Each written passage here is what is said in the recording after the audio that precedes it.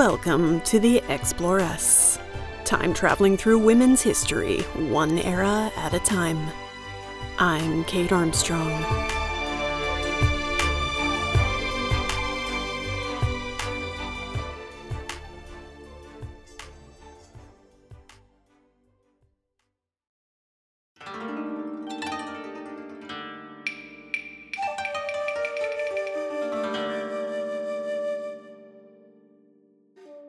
An army of young boys burst into a woman's dressing room, carrying lacquered boxes filled with swaths of silk.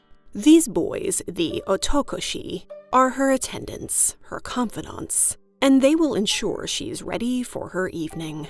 They chatter with their elegant lady as they help her step into a sumptuous kimono, embroidered with floating blossoms, and fix it in place with silk ribbons. They tie a long obi of silver brocade around her waist and tug her kimono down to expose her upper back, which has been carefully painted white. They admire her in the mirror, and she smiles, displaying blackened teeth. Another night, another performance at the tea house. It's time to go to work with one of the most revered women in Tokugawa, Japan, the Geisha. It's time to explore the pleasure quarters with the courtesans and geisha who made their living there. These women were the celebrities of the Tokugawa era, operating mostly outside its rigid class system, taking risks that few women in their society dared. Their world is one of mysterious rituals, intense training, and glamorous fashion. So, put on your face powder and prep those bedroom eyes. Let's go traveling. But first, a shout out to some of my patrons. My newest lady presidents, Andrea and Kyle. My new adventuress, Maya. My warrior queens, Alexis, Amanda, Ika, Jessica, June, Neve and Sloan, Kate, Samantha and Sarah. My imperial empresses, Letitia, Alyssa, Faye and Whimsy Soapworks, Katie, Samara and Teresa. And my lady pharaohs, Cheryl, Kot, Kate, Kimberly, Laura, Lori, Sophie, and the fabulous Courtneys. This show would not be possible without the generous support of all my patrons. For just a few dollars a month, they get each episode early and ad-free, discounts on merchandise, full interviews with guests, and exclusive bonus episodes. I've just published one on Amaterasu, a Japanese goddess, that would pair quite nicely with today's episode. You can now experience being a patron with a free 7-day trial, so why not check it out? Just go to my website, theexploresspodcast.com, and click on Become a Patron.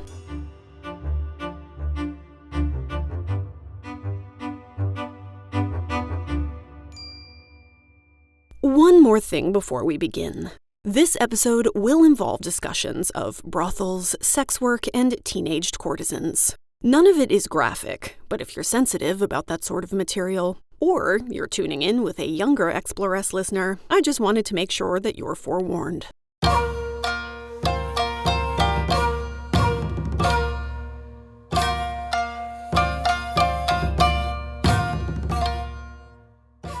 As we learned in our previous episode, the main purpose of marriage in the Tokugawa era is to forge alliances and produce children. We don't hop between the sheets together, generally speaking, unless we're trying to get with child. Men don't expect to gain sexual pleasure from doing the horizontal cha-cha with their wives. Indeed, they aren't even supposed to, in theory. Instead, when they're feeling spicy, they'll head out to their city's pleasure quarter to drink, gamble, and find themselves a lady of the evening. This is considered a perfectly normal and acceptable way for married men to spend their nights. Wives are expected to stay quietly at home and deal with it, though of course not all of them take this lying down. Some Japanese mothers give their daughters pillow books when they get married, full of tips that might keep her husband from straying to the pleasure district. How often do these tips do the job? It's hard to say. In 1639, an outsider from the Dutch East India Company observed, "Any man may lie with a whore or common woman, although he be married, with impunity. But the wife may not so much as speak in private with another man without hazarding her life. Yeah, I don't love it. The shogun doesn't love it either. Specifically, he doesn't love that there are so many prostitutes earning a living in offering such services. But he's smart enough to know he can't stop it. He views sex work as an unpleasant necessity, especially for the lower classes. Instead of trying to banish it, the shogunate tries to control it by herding all sex workers within Japan's bigger cities into one distinct district. He makes prostitution legal there, but nowhere else. Instead of becoming seedy beds of contained vice, like the shogun really wanted, they became the glamorous place to be. These districts become known as pleasure quarters. In Kyoto, this district is called Shimabara. In Edo, it is Yoshiwara. Shimabara and Yoshiwara are both packed with places to enjoy oneself. Tea houses, taverns, open-air stages, and food stalls. A gentleman might go there to drink, or to sleep with a woman, or a man. But he can also go to see street artists, puppeteers, jugglers, musicians, and dance troupes. In 1661, a writer staying in one of them called it the floating world, because whilst there, you lose track of what day it is, forget your wife's name, and find yourself in a place where all the rules are turned upside down. Indeed, the class system of Tokugawa Japan is flipped on its head in these pleasure quarters. Its courtesans, dancers, servers, musicians, and performers are all referred to as kawaramono, or riverbed folk, as that's historically where they would hang out to ply their trade. They fall outside of our rigid class system. They really are in a league of their own. Sex workers and wealthy merchants, all of whom are looked down upon in the light of day, become kings and queens at night, while upper-class samurai are considered nothing in the floating world, as most of them can't afford the high-class courtesans that grace the tea houses of the pleasure quarters. Although samurai are supposed to be model citizens and refrain from going to these districts, but nearly all of them do it on the down low. Even the emperor himself sneaks off to Shimabara every now and then.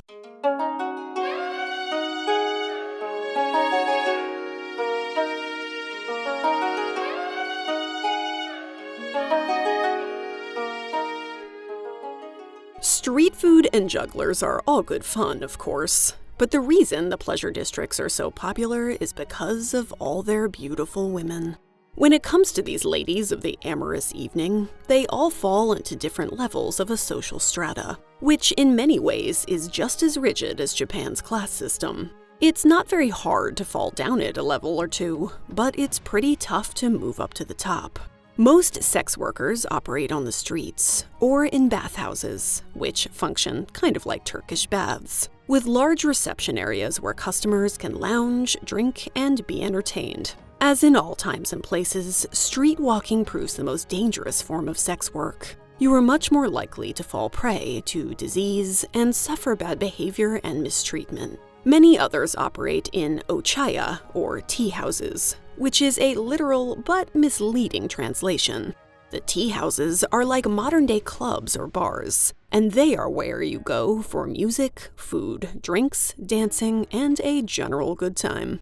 The lowest class of prostitute in the pleasure quarters is the hashi, and a customer might pay them 1 silver nugget for a roll on the tatami mat. The next class up might charge up to 30 nuggets, and proper courtesans charge even more.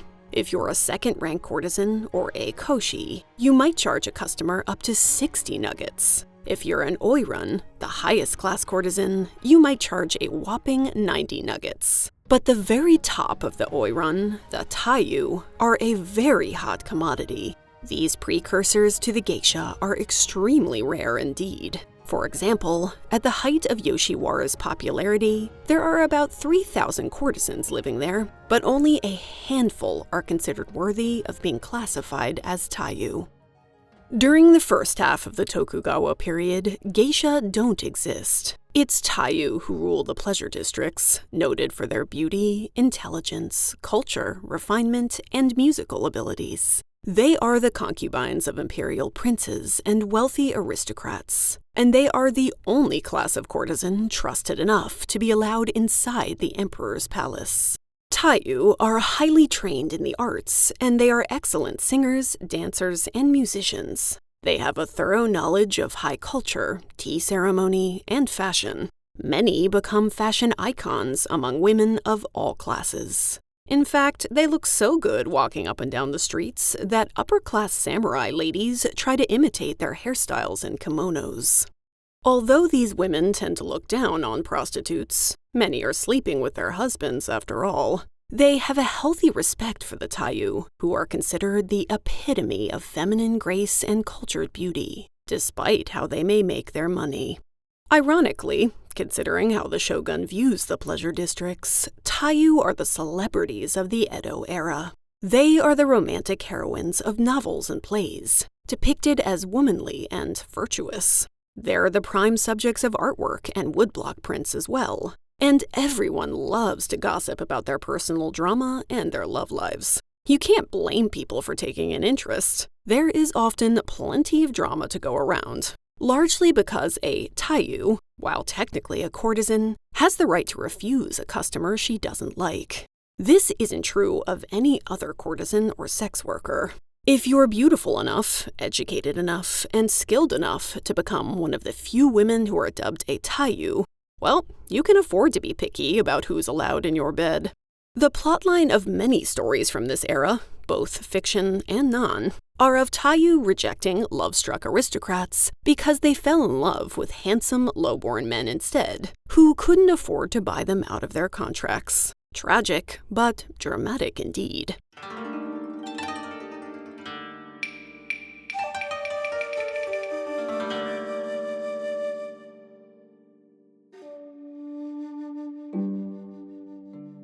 So, how does a customer go about trying to land one of the Taiyu? Assuming he has enough time and money to spend on an expensive courtship, the first thing he'll do is go to a tea house to ask for a meeting, because some Taiyu are so popular that their calendars are booked out for months in advance. The owner of the tea house then writes a letter to the madam of the brothel where the Taiyu lives and sends it via messenger. This system is meant to ensure the Taiyu's safety. The tea owner and madam work together to ensure she's going to a well-vetted client who, under their watchful direction, knows he must treat her well and be on his best behavior. Some hours later, the Taiyu will make her grand entrance at the tea house, with an entourage of child attendants and dancing girls. She entertains the customer with music, dancing, and conversation, but he won't be getting lucky this first evening. If he likes her and wants to see her again, he's going to have to woo her properly.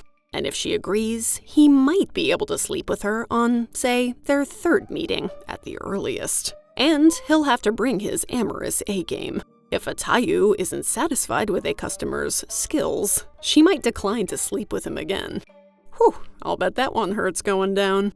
So we know the Taiyu are busy being savage queens, but when do the geisha arrive? What makes them so coveted and unique? The most crucial difference is that geisha aren't sex workers, they are professional performers. To understand their rise, we're gonna have to go back a few years. We know there aren't many Taiyu, but there are literally thousands of sex workers and courtesans in these pleasure districts. Part of the reason for this is that women are banned from performing in public. So all the ladies who might have made their living as dancers, musicians, singers, or actresses have little choice but to become courtesans. Later, they start becoming geisha. The reason women are banned from performing publicly is down to one Izumo no Okuni. Izumo was a dancer and a prostitute, as they were considered one and the same in her era. Active in the early 1600s, when the Tokugawas had only just won the Civil War and were still trying to establish control. That's when Izumo set up an open-air stage and began to dance for coins with her troupe of female entertainers. Shake it, Izumo! People loved watching her dance, and soon crowds were flooding in to see her. She was a gifted comedienne and liked to dress in drag, and her dancing was so erotic and inventive that a new term had to be coined to describe it: kabuki. Kabuki was taken from the verb kabuku, which means to frolic, or to be wild and outrageous. Izumo's performances were the beginning of what we now know as the famous kabuki theater. Izumo's fame spread like wildfire, And, unfortunately, her popularity proved to be her downfall. In 1628, a major brawl occurred at one of her performances as the men in the crowd began fighting over her, naturally. After that, the shogun quickly banned women from performing in public. Not because of Izumo's eroticism so much, but because she had become a threat to public order. This ban was pretty difficult to enforce at first, as many Izumo imitators had sprung up, and they also proved wildly popular. As one contemporary wrote about the effect these women had, Men threw away their wealth. Some forgot their fathers and mothers. Others did not care if their mothers of their children were jealous. the shogun had to pass the law 6 times before it really took hold.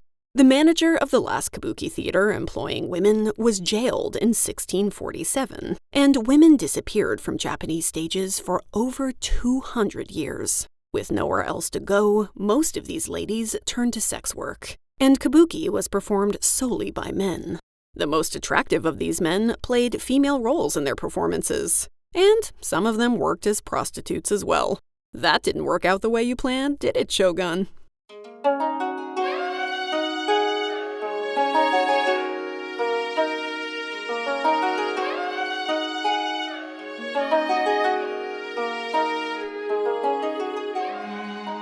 The precursors to the geisha were courtesans and dancing women like Izumo, but the term geisha is taken from a group of male performers called taikomochi, or drum bearers. These men walk around the pleasure quarters carrying small hand drums, acting as hype men and court jesters. Their role is to keep the good times going and entertain the crowds with dirty jokes, funny songs, stories, and, of course, music. There are different levels of taikomochi, but a specific type of male entertainer emerges from amongst them. He is called a geisha, which literally means arts person. He specializes in a 3-stringed banjo-type instrument called the shamisen.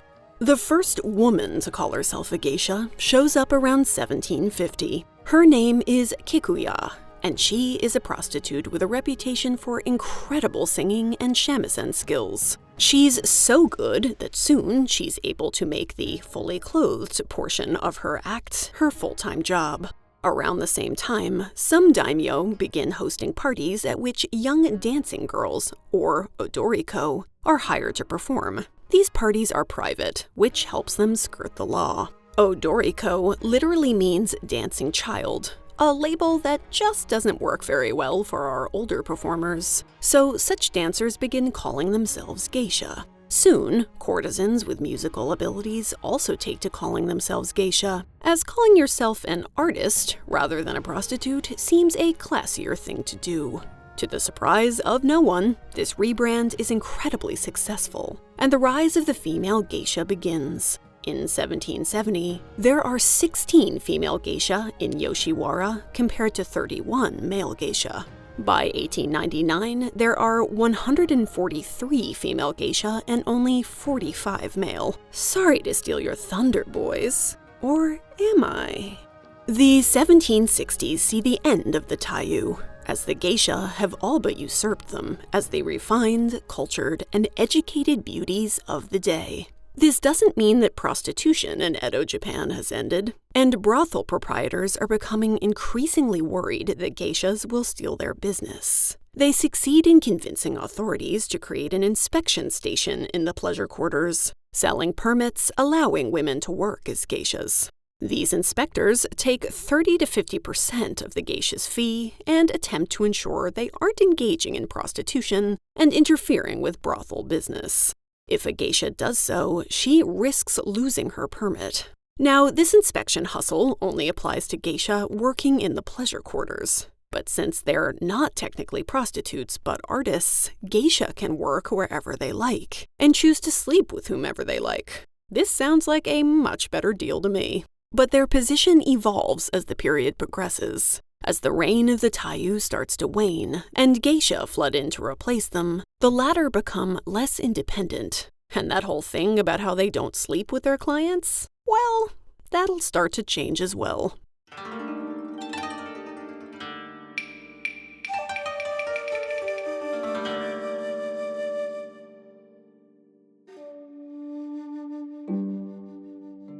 So, how does one become a geisha?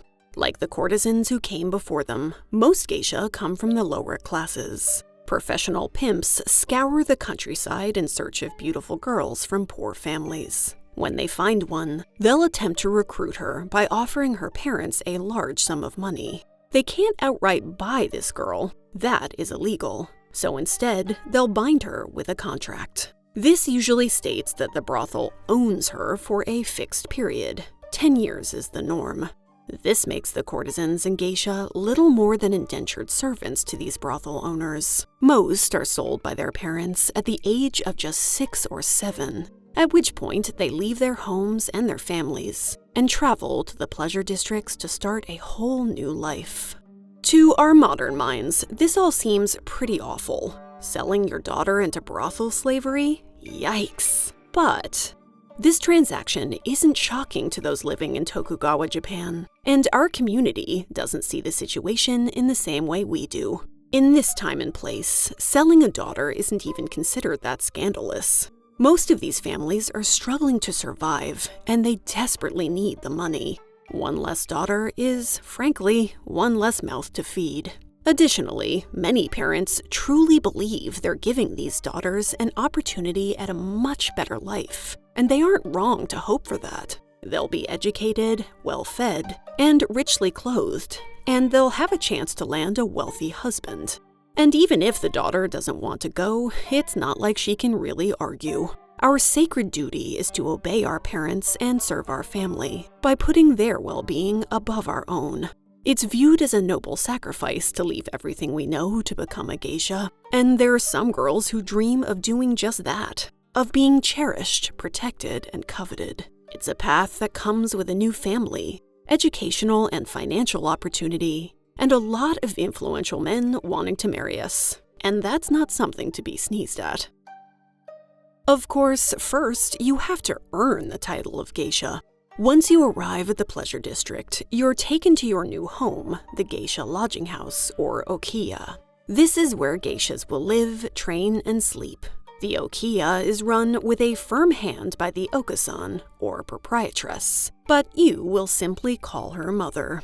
You will begin with the title of meiko, which literally means dancing girl. It's the title used for all geisha in training, sort of like calling someone an apprentice. Young meiko start off working as maids in the okiya, and if they show potential, they're allowed to act as child attendants to the geishas. The okasan organizes a rigorous regimen of training and classes for the meiko to assist her girls in becoming geisha. They spend long hours in dance rehearsals, music lessons, calligraphy classes, and tea ceremony preparations, in addition to attending normal school to gain a standard education. They are taught how to behave by the older geishas through a process called minarai, or learning by observation. During this period of their training, meiko are allowed to attend parties where they will learn from their older and wiser sisters how to sit, fill sake cups, flirt with men, hold lively conversations, write love letters, walk and talk,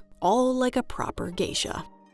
Learning to fit in and navigate the hierarchy of the geisha house is a difficult but crucial task, as many of the older geisha can be harsh and critical. Learning to bite your tongue is another critical component of becoming a geisha.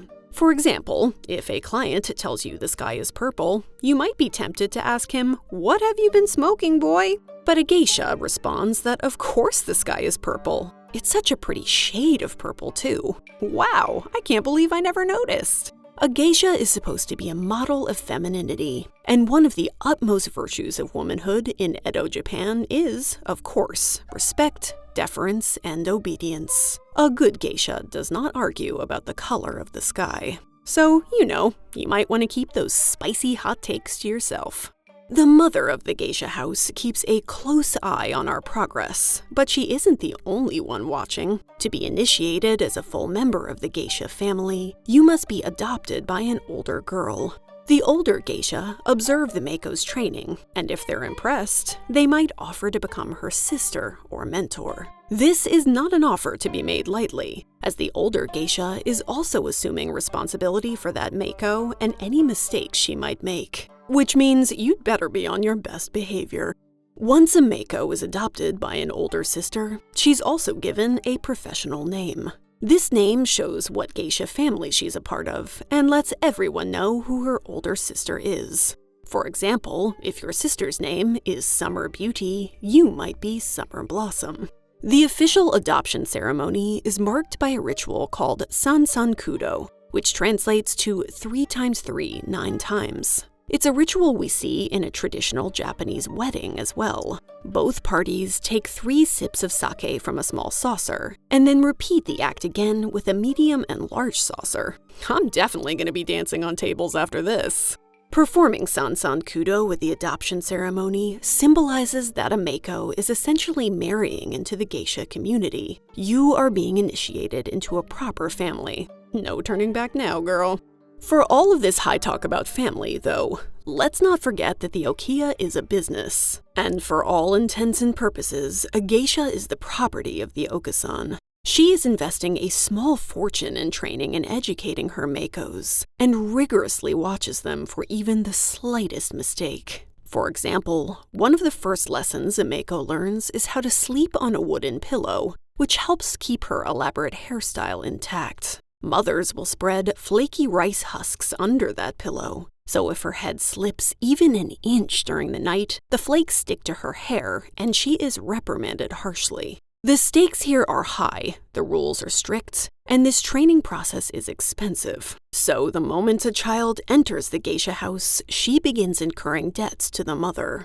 Her lodging, food, clothing, and education are all provided by the geisha house, but that doesn't mean it comes free. By the time a Mako finishes her training and is allowed to work as a geisha, she's racked up an enormous debt and has to spend every waking moment of her 10-year contract working to pay it back. Most geisha have only 3 days off a year, and if they miss a day's work for any reason, they have to pay the wage they might have earned out of pocket. And their debts only increase once they start working. Makeup, silk kimonos, hairdressers, and attendants all cost money. And so most geisha who arrive at the geisha house at the age of 6 or 7 have to work until they're about 27 to pay their way. Eventually, they can become independent and move out of the house, but they still maintain a relationship with their Okiya, which serves almost like an agency. Just as actors need an agent to get bookings, so geisha need the Okiya. Alright, so wait. Let's get clear on one important question. Are geisha in this era sex workers? Not technically, but that doesn't mean that amorous adventures don't come with the territory. Think of it this way. If the main thing you want is sex in Tokugawa Japan, you will go to a courtesan or a lower-class sex worker. If you want to be entertained, you go to a geisha. Sex might be part of that entertainment, but it's far from their primary talent or service. They are artists, first and foremost, valued for their education and their skill. But hey, if that artist is in debt, and we know she is, and she knows she can make some serious coin with a little horizontal tennis time, she might be tempted. But a geisha has much more power than a typical sex worker, because she is a high-value commodity. She has more skills and more respect, and thus more space to say no to performing anything other than her art. You walk into a candlelit room where a girl in a feathered mask greets you. Her identity is one of your city's best-kept secrets. No one knows the true face of a nightbird, and that isn't why you came anyway. You're here for this girl's rare and highly illegal magic. She is about to gift it to you with just a kiss for a price. Welcome to the world of Nightbirds, my 1920s tinted fantasy novel, which you can buy now wherever good books are sold. If you're fascinated by the world of the geisha, then I think you're going to love my magical courtesans. The Nightbirds paperback is coming out on June 4th, and its sequel, Firebirds, will hit shelves on August 27th. If you're at all interested, I would love it if you'd pre-order a copy. Early sales mean an incredible amount to authors in terms of supporting their careers. If you'd like a recap of Nightbirds before the sequel comes out, or you just want to go behind the scenes on my writing process as you read it for the first time, why not check out my other podcast, Pub Dates? I'm about to start a series of Nightbird's read-along episodes over there, and listeners will have a chance to win a very special prize. So, be careful who you kiss, and fly carefully.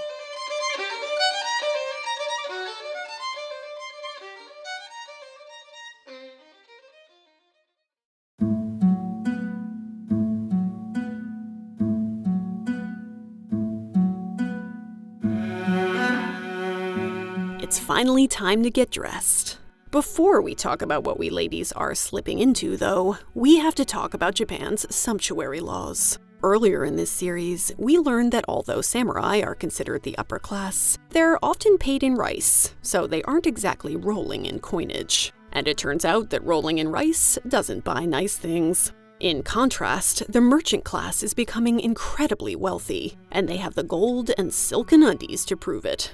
The shogun doesn't particularly like this turn of events, so to make sure the lower classes stay in their lane, he passes a series of sumptuary laws, dictating who can wear what. Although we'll be focusing on how this affects our clothing, these laws restrict luxury of many kinds. Merchants and commoners are forbidden from throwing lavish weddings, from living in 3-story houses, from decorating with gold or silver leaf, or exhibiting any ridiculously specific acts of grandeur.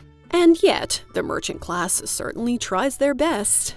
Wealthy merchants aren't living by the "if you've got it, flaunt it" motto just for kicks, though. There's a reason they are constantly spending money on luxury goods. Merchants don't have to pay taxes to the shogun because, well, that would give them legal rights. Instead, he finds flimsy excuses to randomly seize their wealth whenever the government needs a little influx of cash. So a merchant considers it much smarter to spend his money on stuff he might not need than wait around for the shogun to take his money from him. Clothing, though, is the main avenue through which the shogunate seeks to maintain the distinctions between the classes. We saw this in Tudor England as well.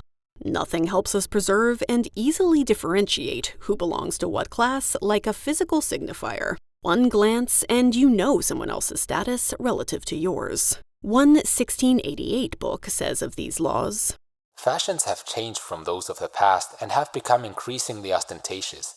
Women's clothes in particular go to extremes. Because they forget their proper place, extravagant women should be in fear of divine punishment.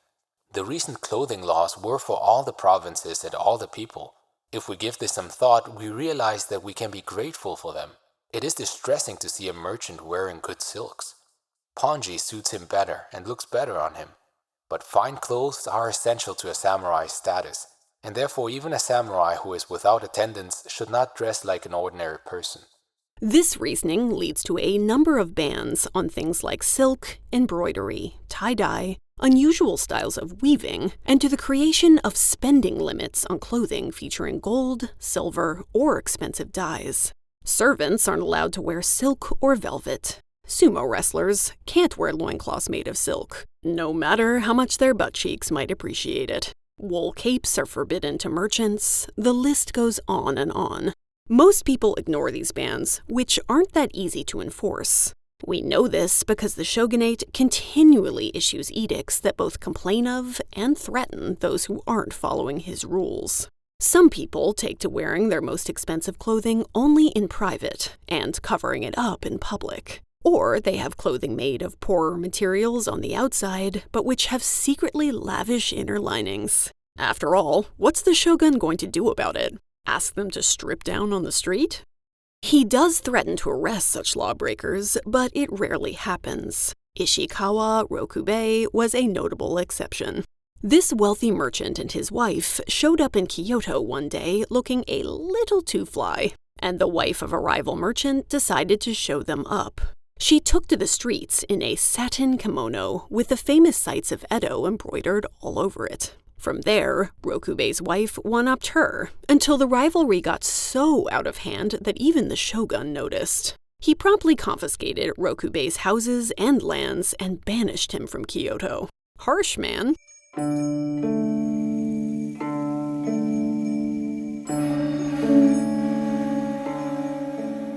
So, generally speaking, what are we Edo-era ladies wearing? We'll start by donning our juban, or underwear. This is simply a thin white robe that sits between your skin and your outer clothing to protect it from soaking up all your sweat and oil. If you're riding the crimson tide, you might also wear a fundoshi, a simple loincloth much like the ones sumo wrestlers wear. Next, you'll pull on your kasode. This robe-like garment is basically the precursor to the kimono, or thing to wear, but it won't be called that until the Meiji period. And this piece of clothing says a lot about you. The kasode's sleeve length broadcasts both your marital status and your age. An unmarried young woman wears long sleeves, symbolizing her status as a child, while a married woman wears short sleeves. Similarly, the colors and patterns of your kasode function as an expression of your identity.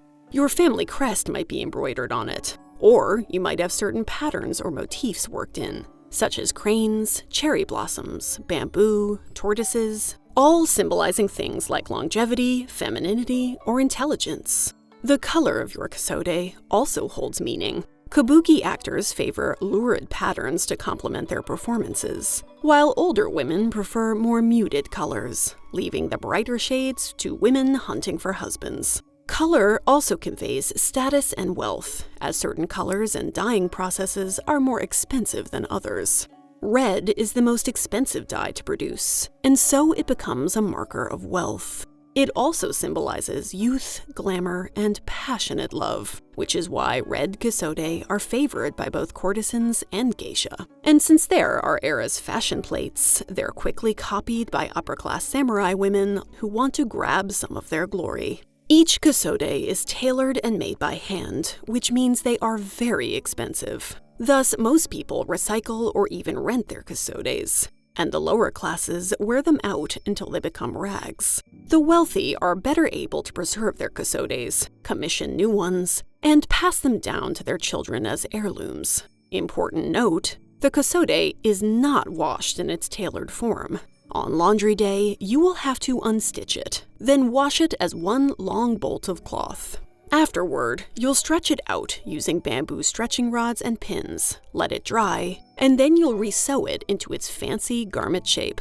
You'll wrap your kasode tightly around yourself, then tie on your koshihimo, or hip ribbons. These soft cords are meant to be decorative, but also to hold the kasode together. We don't want an unintended nip slip.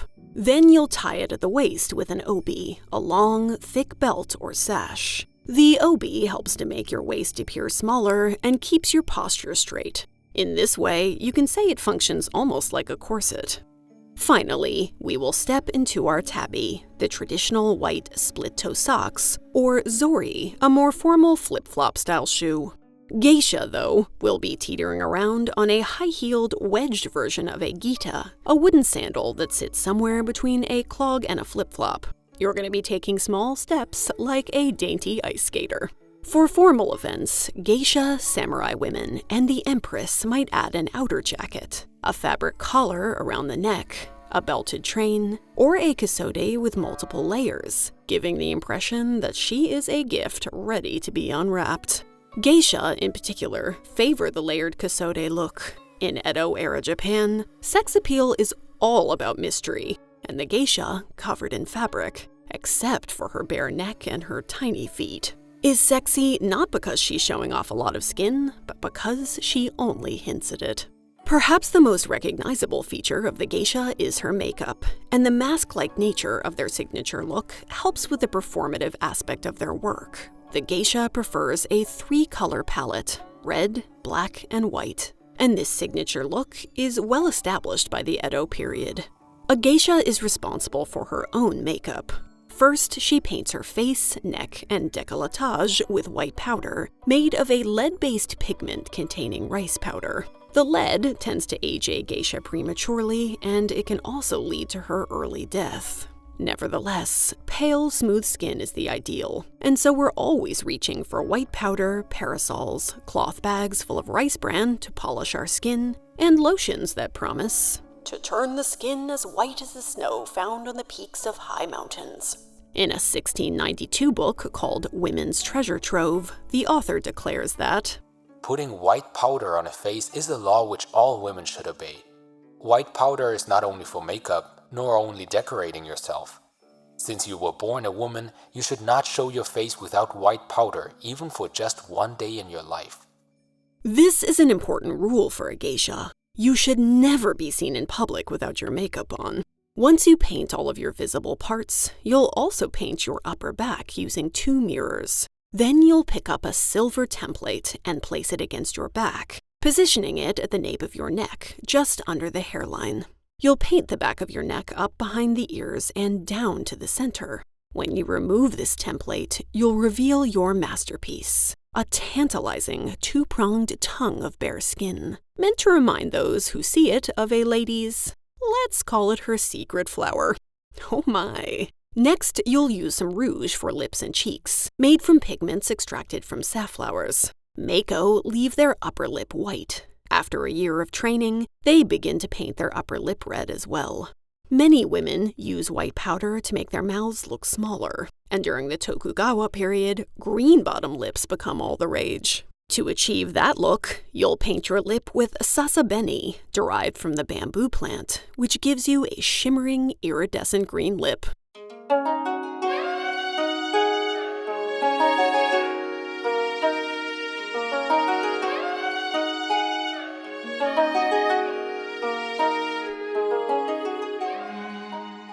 Finally, you'll use some black pigment, usually some kind of kohl, to line your eyes and shape your eyebrows. The majority of Japanese women start to shave their eyebrows off. The trend made its way to us via Chinese beauty standards, and it first started in the Heian period, just before the Tokugawa. The idea here is that shaving our brows, then painting new ones on a little higher up, better balances the proportions of our face. For Tokugawa women, this is less about beauty and more about showcasing the fact that we're married. Eyebrows are symbolic of youth and beauty, which is why courtesans tend to keep theirs. It's also why most Japanese women in Edo-era art tend to have them. In Shanshoku Tatsumi no Sono, Love-Tinted Garden of Fukugawa, written in the 1830s, the author remarks that a woman will shave her eyebrows and tie her hair up with a round chignon, and she'll turn into such a good-looking mature woman. Another Tokugawa-era author describes a woman who has kept her eyebrows with some horror, noting that she must already be 37 or 8, but she's still with her eyebrows. This is a woman who doesn't shave off her eyebrows when she should, so she's handicapped, kin with monsters, so to speak, not in the same group as human beings. Ugh, is there a time and place that doesn't delight in judging the ladies?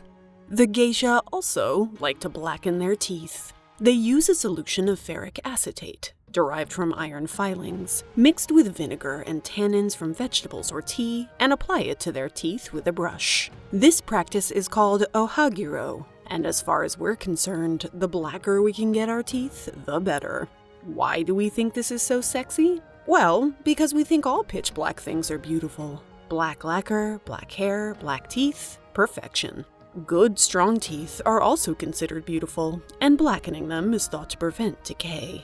This is quite a Tokugawa phenomenon. Later, when the Meiji government takes over and starts westernizing Japan, they will ban women from both shaving their eyebrows and blackening their teeth. Excuse me? Are ladies other than the geisha wearing makeup? Over time, the use of cosmetics spreads from the courtesans and samurai women to the merchants and lower classes. And the proliferation of women's books, all of them full of makeup tips, help popularize the use of cosmetics. Everyone wants to look like a geisha. And how are we geishas styling our hair? The Edo era is considered the golden age of Japanese women's hairstyles, and there are many kinds of mage, or bun looks. Working women of the lower classes keep their hair tied up in a simple bun for the sake of practicality. But samurai women and geishas like to craft more elaborate updos. They pull their hair into a variety of different buns, worn at the crown of the head, and then thoroughly coat their hair with wax to ensure the bun stays put. Then they go on to bedazzle them with combs, hair sticks, ribbons, and flowers. These hairstyles are meant to last at least a week, which is a major reason why geisha sleep on a wooden neck rest. I mean, no one wants to wake up, after all of that effort, to find their beautiful coif has turned into an unsightly nest. There are all sorts of specific looks we can try. For a special occasion, samurai women might opt for the yoko hyogo, in which your hair is piled on the top of your head, decorated with combs, sticks, and ribbons, and the sides are waxed outward to mimic wings. Some women also shave their hair at the temples and forehead to form a fetching widow's peak, and this is considered extremely fashionable. This is starting to sound to me like a lot of work. For geisha specifically, hairstyles are often symbolic of where you are in your career. They might weave a piece of cloth into their buns, the color representing where they are in their training. Meiko wear their hair high on their head in a bagel-shaped knot decorated with ornaments. Their cloth is red, symbolizing youth. Once she loses her virginity, a Meiko wears her knot lower down, at the nape of her neck, with less decoration in a style called the ofuku. Her cloth is now a more muted color, perhaps pink or blue, folded in the shape of a triangle at the back of the head and tucked into the knot. The final hairstyle is the sako, symbolizing that the Meiko is at the end of her apprenticeship and is about to become a geisha. This knot is decorated with tortoiseshell ornaments. Her hair balloons outward like wings, and a loop of hair is pulled loose to hang at the nape of her neck. Once you're a geisha, you're free to wear a variety of elaborate styles, often depending on the occasion or season. One thing's for sure, many geishas eventually develop a small bald patch at the crown of their heads from years of having their tresses pulled ruthlessly tight. Ah well, I'm sure there's probably a hairpiece for that.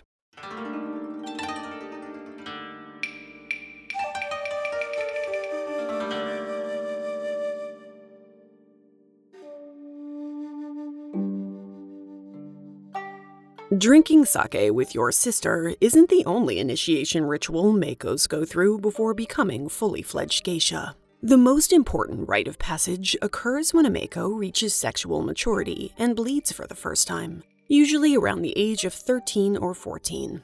This is the catalyst for a ritual called the mizuage, which literally translates to the offering up of the waters. This is when the Meiko will lose her virginity to whichever customer has paid the highest price for the privilege. It's viewed as an exciting coming-of-age moment, as well as a crucial step in a Meiko's career. Until you have mizuage, you are not considered a woman, and a virginal geisha is as paradoxical as a virginal wife. Mizuage is one of the many rituals that began with Japan's courtesans, and is continued by the geisha in the Edo era. It's often the most lucrative day in a geisha's career, as customers will pay sky-high prices for the chance to deflower her. The madam, of course, will be the one arranging this transaction, and she will certainly be getting her cut. As uncomfortable as this might be making you, listener, it's an experience that seems to be celebrated by the Meiko-turned-geisha, as one of them remembers. Mizuage is when you become a woman for the first time. In those days, everyone had mizuage around 14. I was late. I was 15. I was embarrassed. I changed my hairstyle, so everyone knew I had had it. It was like getting married. Everyone congratulated me, and I gave celebratory presents to everyone. Another important ritual in the life of a geisha is her official debut, dubbed Mizadashi. Mizadashi literally means store opening. Open for business, boys. And it occurs when a new geisha steps out onto the metaphorical stage for the first time, usually around 15 or 16. At this point, she has already undergone mizuage. Her training is complete, and she is officially ready to perform at the tea house or entertain at private parties. She has graduated at last and is a professional geisha. But what does life for a professional look like? At first, she spends most of her time at private parties and tea houses, entertaining customers as she's been trained to. Customers always frequent the same tea house, in the same way that someone belongs to a certain country club. If a customer wishes to spend the night with a geisha, he informs the mistress of the tea house, and she sends for a selection of 4 or 5 geisha based on what she knows of his preferences. They stand in a little line and undergo the ritual of mirare, or being seen, and wait for the customer to choose whomever he'd like to hire. Once the customer makes his choice, he informs the mistress, who sends a message to the mother of the geisha house for her approval. The other girls soon return to the geisha house, and the chosen one is left alone while the customer and the mistress negotiate her price. This often depends on if the customer wants her only for the night or for some kind of longer arrangement. Sometimes a group of customers ask for zakone or a sleepover. Get out your jammies, girls! At the end of the night, they request that the tea house mistress call the geisha house and ask if she can stay over. Payment for a sleepover is the geisha's hourly rate times 12. If the mother of the geisha house approves, her dresser arrives with the geisha's nightwear, and the maids at the tea house spread bedding on the floor. The geisha and the customers spread out to chat with one another and sleep together. But don't get it twisted, there is no touching allowed. An old maid is stationed in the corner to ensure this rule is followed. If you want touching, you're gonna have to pay. Luckily, most men obey these rules. It helps that kissing is considered a very private activity in Tokugawa, Japan. Even in Japanese artwork after the Edo period, kissing is almost never shown, considered indecent for public consumption. As late as the 1930s, kissing in public will still be considered shocking. So much so that Rodin's work, The Kiss, will be banned from being exhibited by the Tokyo police. Here's a somewhat uncomfortable question. Can a geisha ever say no? Theoretically, yes, she can decline a customer's offer. In practice, though, this doesn't often happen. After all, you have some serious debts to pay off. The easiest way to get rid of that debt is not by working extra hours at the tea house, though. The money you make from entertaining at parties or tea houses is essentially just pin money. What you really want is a dana, or patron. Having a dana is a long-term arrangement in which the customer almost acts like a husband. Except, he usually has a wife. A dana will pay a monthly allowance to the okiya and cover your living expenses, your tuition fees for all your lessons, and any new clothing you might buy. In exchange, you always give him the seat of honor at your performances and a batch of tickets for his friends. And you give him priority over all other customers and are always available for entertainment and/or some amorous adventures. A dana still has to pay a geisha's hourly rate, but he does get special privileges. And for some men, the cost is totally worth it. From the geisha's point of view, these sugar daddies are a godsend. One geisha, who worked in the 1950s and 60s, told author Leslie Downer, "If you didn't have a good dana, you couldn't live." Sometimes a dana might buy out a geisha's contract and marry her, or make her his official mistress. In these situations, a geisha removes her name from the geisha registry and hands out dishes of white rice to her friends and teachers, meant to symbolize how she will be with her dana until her hair turns white. Even if you aren't lucky enough to land a dana, marriage is still very likely a possibility for all geisha. Once they successfully work off their contract, they usually have many suitors waiting in the wings. The geisha transcends class, and her celebrity means that men tend to put her on a pedestal, no matter which class she might have been born into. That puts her in a unique position for a woman in Tokugawa, Japan. If you don't want to get married, you can use your talents as a tutor to samurai women. Many stay in the geisha house and serve as aunties, mentoring younger geisha and helping the madam network and run the house. Sometimes they become geisha house madams themselves. But many choose to bag themselves a man because, well, she's earned it. And it turns out that men are clamoring to marry these beautiful, charming, talented, educated, glamorous women. In that way, she has a unique sort of power. That's it for now. In our final episode of this Ladies' Life series, we'll be picking up our swords and picking a fight with some extra special samurai warrior women. Until next time. Thanks for listening. If you like The Exploress, tell a friend about it, leave a review wherever you happen to listen, become a patron of the show, or just shoot me a message on Instagram or my email via my website. Hearing from you always makes my day. Much love to Carly Quinn for all her help in researching and writing this series. You can find show notes and images at my website, theexploresspodcast.com. You can also find me on Instagram at The Exploress Podcast. Thanks to Josh Stackhouse for my theme music, Mr. Explores for my logo, and to the following for their vocal stylings: May Kay and Theo Akamaru.